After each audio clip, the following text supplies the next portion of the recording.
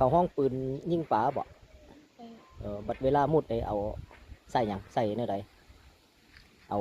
กากมันบ่ เออ เอาหน้ากากใส่ก่อนเนาะได้มือหนึ่งจักโตไป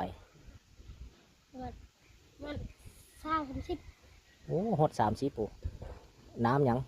มันโชย ไปมุดอยู่น้ำโสยไปคนเดียวบ่ โอ้พุ่นเลย ไปสู้เอาหมู่โอ้คือมีโคมใช่ สาม มือแรงพุ่นบอกมา ประมาณ4-5 โมง ซ้ำนั่นกับบุหินหุ่งเลยเนาะมุดอยู่ในถ้ำบ่ โอ้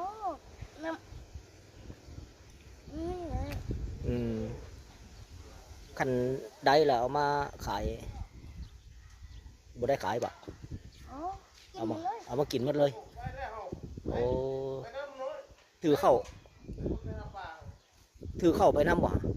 โอ้ใส่จักสายยิง โซ่ครับ ใส่หมดเลยบ่ โอ้เสียงแซบซ่าซื่อ กันไว้เพื่อมันขาดนั่นโอ้เอาปั่นได้แล้วก็เอามาปั่นลุงปิงจากโตเลยเด้อ เออ ไปสวนหมูเลยสวนหมูเลย เออ